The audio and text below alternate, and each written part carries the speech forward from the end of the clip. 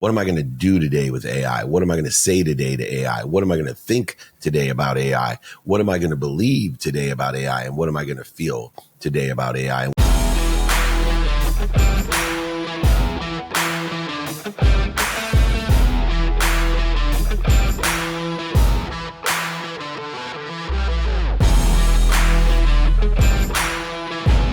How do you build an AI-first media company? My name's Shawn Walchef. This is Digital Hospitality. I am inside the coaching call with my man, David Meltzer. We have been doing this now for going on 6 years. How do you build a media company on top of a restaurant? Restaurant as a media company, we've turned the stage theory into something much bigger, much more tangible. But today I want to talk all about artificial intelligence. This is a technology that is at our fingertips. I am recording this from Bulgaria. My wife and my family, we came out to Vratsa, but getting outside of San Diego has given me the opportunity to use AI in ways that I never thought possible. I'm blown away, and I want to hear from David Meltzer himself how he is using it. And number one, if David was starting from scratch, if David was starting today with artificial intelligence, what would you do to build Meltzer Enterprises? David, welcome to the show. Go for it. Well, thank you. So what I would do is I take the values that I had, the planned practice, the daily activities that I planned, the execution model in which I created, and the incentives of how I would make money. And I would apply the power of AI and create and practice in each and every one of those categories: values, practices, execution model, and incentives. I would continue every day, 7 days a week, practicing AI with an adjustment or an adaptation to each and every one of those categories, exploring not only practicing AI, but exploring prompts as well as other companies other than ChatGPT. I think one of the limitations that people have is they think ChatGPT is the end all, but there's very specific AI tools out there that have capabilities specific for restaurants, specific for book writing, specific for, I have exa.ai. And it reminds me of Westlaw back in 1992, the company in which I worked with when I got out of law school, because a search can take 2 days on exa.ai, but it's not just surface surfing like ChatGPT, which has 95% of the time plenty of capability of doing what we need to be done. So for me, that's how I would apply it if I could start over. Meanwhile, you're always starting over. So I just do that today is why I knew the answer to that question, because that's what I'm doing today. What did you do yesterday? Give me a cool example, a story of how you used artificial intelligence in your daily life. Great. I used it multiple times. So one, there's a new hair replacement therapy. And I was planning on going to Turkey when I was 60. And yes. I want dreadlocks. I just got back from Turkey. It's beautiful. Yeah. Huge fan. It did a good job on you. So I figured I know I'm good. That's not real. I might make it to 70 without having to do that. I think you're like 170 with that dude, buddy. I'm very jealous. Anyway, so I asked for the newest and best application for hair transplants, right? Comes up with it's called Alma TED. And there's 3 locations in Newport Beach. And it's non-invasive. It's ultrasound with a serum. And it's only 3 30-minute sessions. And it's only $1,000 a session. Less than my plane ticket to Turkey. And 99% of the people grew 40% of their hair back with just 3 sessions.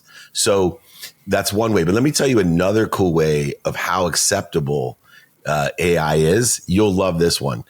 Mike Kropko, who both of us, I believe, know, San Diego exited for $90 million in the digital space. I've been coaching him since he graduated at Ohio State, and one of my first clients, one of my biggest successes. So he asked me for advice, and he gave me a whole big rundown. He said, "Hey, can we have a call to go over this?" I said, "Sure, but first let me send you my feedback." So I put his thing into ChatGPT. And I said, give Mike feedback as if I'm David Meltzer, speaker, author, entrepreneur. Gave it to him. Now, here's the difference of what I do compared to most people. I didn't try to bullshit Mike. Yep. Right? I said, Mike, I ran this through ChatGPT as if I was me. Yep. Here's some initial notes to start with. Let's have a phone call. You know how much time that saved me and Mike? You know how much more accurate it was me and Mike? Unbelievable. Plus, it's going to save my hair. You save this podcast. I'm going to do the Ted Almo. And I'll probably get it for free. Is this your Mr. Beast video 5 years later? I'll probably get it for free because, I'm an influencer and I'm going to do these videos. You will definitely someone will pay you to do it. Yeah. If they're smart. Exactly. So those are 2 ways just yesterday. But I probably used it 10 times yesterday. Can you talk about how does AI help in the actual process of content? For those that don't know, we talk about the stage theory. Obviously, there's lots of links of all of the previous podcasts that I've done with Dave, but we will continue to talk about the stage theory. Why? Because it's so important, and because we know that someone new is listening. If you're listening to this for the first time, this is David Meltzer. Follow David Meltzer, get his book, and number one, ask for help. But I'm asking for help in the context of AI and the stage theory. Yeah, well, one is just relevance. So you can ask ChatGPT or any AI about what's the most popular trending topic today. And then I can give it my all on all the platforms. So I capture, whatever the trend may be going on, and I give my ideas about that. So I'm already statistically increasing exponent, not just what I care about, but what's everybody online caring about today? And then I go ahead and use that subject matter topic to apply my why, apply my expertise, capturing it, modifying it for every platform, sometimes using AI to modify it, by the way, which is much faster and much less expensive. Then I amplify it on all the different platforms, and the results have been exponential. And my social silo, which has become the number one value of the stage theory, that 6 years ago when I taught the stage theory to you, it was not really relevant. And the idea between the social silo is that unlike a website, we want to go to calibarbecue.com and see the restaurant. You know how limiting that is. And you got to use SEO to drive traffic to everybody that wants burnt ends in Spring Valley, California, San Diego.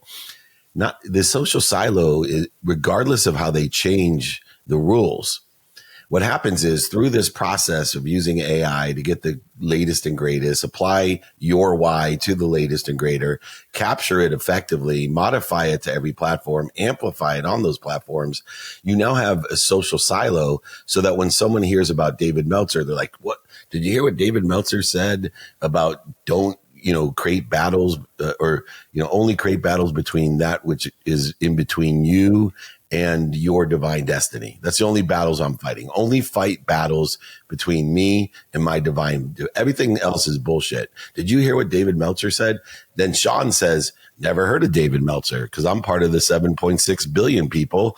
And the majority of those people don't know who the F David Meltzer is.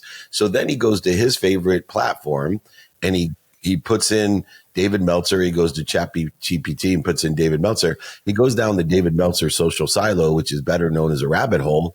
And now here's where the advent changed in the stage theory is that instead of searching SEO for David Meltzer and going to davidmeltzer.com, no matter how they change the rules, that person is just going to be fed David Meltzer. No matter how, because they went down the David Meltzer rabbit hole, and that's how they all make money is by feeding you what you spend time on.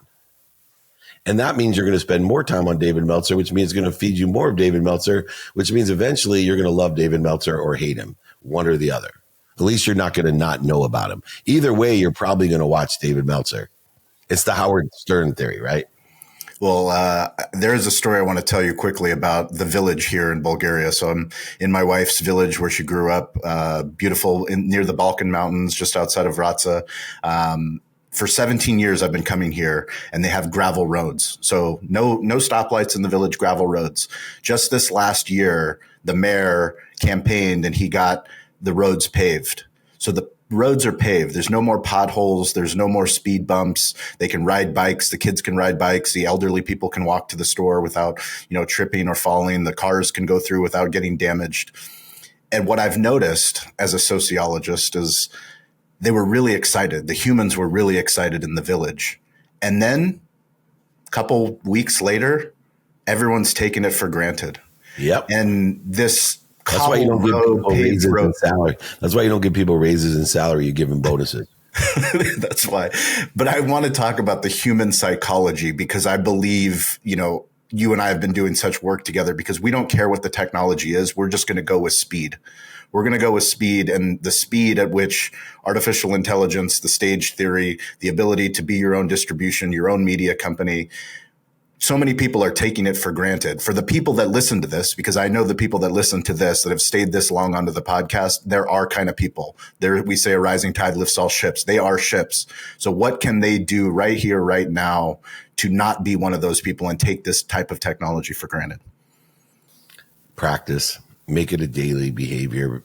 Line the behavior with where you want to be or better, that divine direction. Battle the interference between you and your divine direction. You got to, quit lying to yourself. Don't go the extra mile with AI and take a course. Go ahead, go the empty mile and do something every day. Do the simple things that are simple not to do every single day. Put your attention on AI and your intention with a plan.